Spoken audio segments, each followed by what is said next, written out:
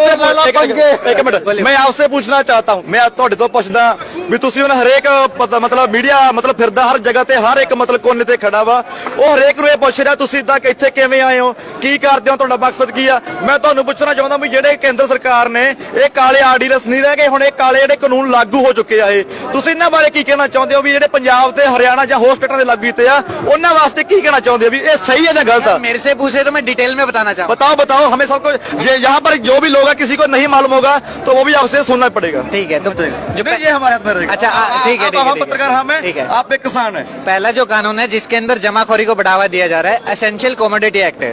पहले क्या होता था, एक लिमिट होती थी, आप लगा लीजिए मेरे पास अच्छा खासा पैसा है लेकिन मेरे पास एक लिमिट है कि आप इतना ही अनाज रख सकते हैं, खाने पीने का जो अनाज है, लेकिन अब उसको कर दिया कि आप कितना भी रख लो, कितना भी स्टोर करेंगे। अब आप किसान हैं, आपने सबने एक फसल उगाई, अगर मेरे पास अच्छा खासा पैसा है, अडानी अंबानी जितना है, तो क्या होएगा, पूरा का पूरा मैं एक राज्य की फसल खरीद सकता हूँ और अपने पास स्टोर करूंगा। बड़े बड़े कोल्ड स्टोरेज होम है कि उनको एक लंबे टाइम तक रख सकता हूँ। मार्केट में आएगी शॉर्टेज, तो बाद में जब अपने हिसाब से उसकी सप्लाई देना शुरू करूंगा अपने रेट के मुताबिक, जो किसान 10 रुपए में अपनी फसल बेच रहा है वो 15, 20, 50 में खरीदने को मजबूर हो जाएगा। ये पहला जमाखोरी को बढ़ावा या फिर काला बाजारी जिसको कहा जाता है, ये बढ़ावा मिल रहा है। दूसरा एक्ट है जिसके अंदर कहा जा रहा है कि जो कॉर्पोरेट की इन्वॉल्वमेंट हो जाएगी, जमीन किसान की चली जाएगी। तरीका क्या होएगा, एक इसका जो लिमिट है, टाइम लिमिट, उसको हटा दिया गया है। कितने भी टाइम के लिए आप कॉन्ट्रैक्ट कर सकते हैं जमीन के लिए। आप किसान हैं, मैं जो भी कॉन्ट्रैक्टर हूँ, मैंने ले लिया आपसे जमीन 30 साल के लिए, 40 साल के लिए, टाइम पीरियड लंबा हो गया है। जिसके साथ एग्रीमेंट हुआ था वो हो सकता है कि 30 साल में बुजुर्ग हो जाए, कोई बीमारी हो जाए या चल बसे, ये हो सकता है। तो जो बच्चे होंगे उनको इतनी नॉलेज नहीं होगी। दूसरा, कॉर्पोरेट के पास पावर इतना है, अगर किसान को कुछ दिक्कत हो रहा है, अगर वो मना कर जा रहा है कि मैं आपकी जमीन अब नहीं दूंगा, तो वो नहीं जा सकता है कोर्ट के अंदर। एसडीएम तक ही लिमिट है। तो जो एसडीएम अपने जो एमएलए वगैरह के कहने पे ये बॉर्डर रोकने के लिए आ जाता है, वो कहाँ से किसानों का साथ देगा। ठीक है, ये जो हाँ बोलिए, आप सवाल है तो पूछ लीजिए। हाँ, जो मतलब ये एक देश एक मंडी की गल कर रही है सेंट्रल का, उसके बारे में बताइए। बताता हूँ। एक तो है एमएसपी, वो चौथा पार्ट हो जाएगा। लेकिन जो कहा जा रहा है, एक जो बार बार डर अपने अंदर बना हुआ है कि मंडी खत्म हो जाएगी, सरकारी मंडी। तरीका क्या होएगा, लगा लीजिए आपका प्राइवेट मंडी है, मेरा है सरकारी मंडी। आप फसल बेचने आए मेरे पास, आपको टैक्स भरना पड़ेगा, मेरे को टैक्स भरना पड़ेगा। इनके पास जाएंगे, इनको टैक्स नहीं भरना है, आपको टैक्स नहीं भरना है, तो मैं जो खरीदूंगा आपसे महंगी खरीदूंगा। ठीक है, मैं शायद आपसे एमएसपी के आसपास खरीदूं या उसके थोड़ा कम खरीदूं, लेकिन मैं आपसे महंगी खरीदूंगा। सॉरी, मैं आपको रेट जो है कम दे पाऊंगा। ये है प्राइवेट मंडी में। अभी जो बोल रहे हैं कि इससे क्रांति आ जाएगी, जिस हिसाब से सरकार बता रही है, तो क्रांति कैसे आएगी, ये आपके पहले 1-2 साल में आपको देंगे अच्छा खासा रेट, मेरे से देंगे 100 रुपया, 200 रुपया, 1000 रुपया, 1000 रुपया ज्यादा। आप अब जो पूरे ग्रुप को, एक गाँव को अगर मिल रहा है प्राइवेट मंडी के अंदर अच्छा रेट है, जो सरकारी मंडी में मैं बैठा था, मैं क्या करूँगा, काम धंधा बंद करके प्राइवेट में मैं भी आ जाऊंगा। ठीक है, ये होगी सरकारी मंडी खत्म। अब यहाँ पे कोई नहीं जाएगा, कोई काम करने वाला नहीं है, बच गया ये अकेला। तो ये कहेगा जिसका 1000 रेट दे रहा था वो बोलेगा 500 दूंगा, खरीदना है तो खरीदो। मंडी इस तरह से खत्म होगी। एमएसपी का में है। हाँ, जो एक मिनट, एक मेरा सवाल और है।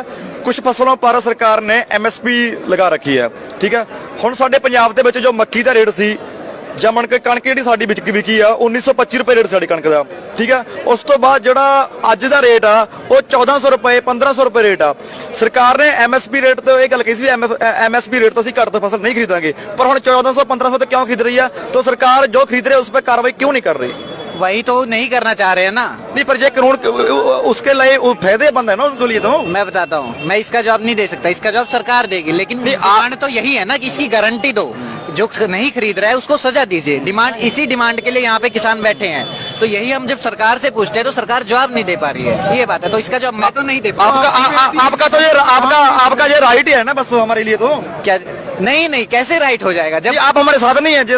जिन मांगों के लिए हम आए हैं आप नहीं वो चाहते हुए उनकी मांगे पूरी। आपको क्या लगता है मैं आप लोगों से बात कर रहा हूँ? नहीं, मैं वही तो बोल रहा हूँ, आपका हमारे लिए राइट ही है ना। सही है। हाँ, तो वही तो डिमांड है किसानों की, एकदम सही है। सरकार, अगर सरकार में इतना दम है, वो बोल रही कि हम सही है, जैसे वाराणसी में मोदी जी जाके बोल देते हैं कि किसानों को समझाने की जरूरत है, क्रांतिकारी बिल है, इस हिसाब से वो बोलते हैं। किसानों को बुद्धू समझते हैं, मीठी गोली दे रहे हैं। आपकी बात सही है सर, ये नारे हम लगातार लगा रहे हैं, ठीक है, हम किसानों से भी बात कर रहे हैं, तो उसके अंदर उनका जो मंशा लगती है वो बैक स्टेप पे जाने वाले नहीं लग रहे, जिस हिसाब से वो बात कर रहे हैं मंच पे जाके, और अब बोल रहे कि हम मीटिंग करवाएंगे, उसके अंदर टरकाए जा रहे हैं, तो वो भी चीजें गलत हो रही है। ठीक है, और बिल जो है बिल्कुल जायज है। अगर सरकार को इतना ही सही लगे कि बिल जायज है, जो मांग है वो नहीं नहीं, जो बिल बिल आपने बिल बोला है, बिल जायज है, नहीं है, वो बिल नाजायज है। बिल नाजायज है, किसानों की डिमांड जायज है। अगर सरकार इतना ही भरोसा दे रही है तो गारंटी क्यों नहीं देती है एमएसपी की? जो नहीं खरीद रहा है उसको सजा क्यों नहीं तो देती? वही बात तो हम करने हैं ना, भी जो लोग जो प्राइवेट खरीद करते हैं, जो सरकार ने एमएसपी बंद रखी है, उसके एमएसपी से नहीं फसल हमारी खरीदते, उससे कम रेट से खरीदते हैं, वो किसानों का नुकसान होता है। तो सरकार उस पर कार्रवाई नहीं कर रही, इसलिए हम यहाँ पर आए हैं। पहली तो बात यह है कि हम यहाँ पर जो काले कानून है वो हम रद्द करवा के ही वापस जाएंगे। आप हमारे साथ सहमत हैं? सहमत है आपका सारा जो मीडिया सहमत है? पूरे समर्थन में नहीं हूँ। चलने दो। मीडिया आपके साथ है सर, लेकिन सेलेक्ट आपको करना पड़ेगा कौन सा मीडिया है। घर पे जो लोग टीवी देख रहे हैं, आपको समझाना पड़ेगा कौन सा चैनल उनको देखना है, कौन सा नहीं देखना। हम आपके चैनल को सब्सक्राइब भी करेंगे, फॉरवर्ड भी और आगे भी ले जाएंगे, लेकिन आप हमारे चैनल के जरिए जो जो घर पे किसान बैठे हैं अभी, जो लाइव देख रहे हैं, उनको आपके लिए आपका क्या स्नेह है, आप उनको क्या कहना चाहते हैं? संदेश यही है, टीवी देख रहे हैं तो उसके अंदर ढंग से देखो।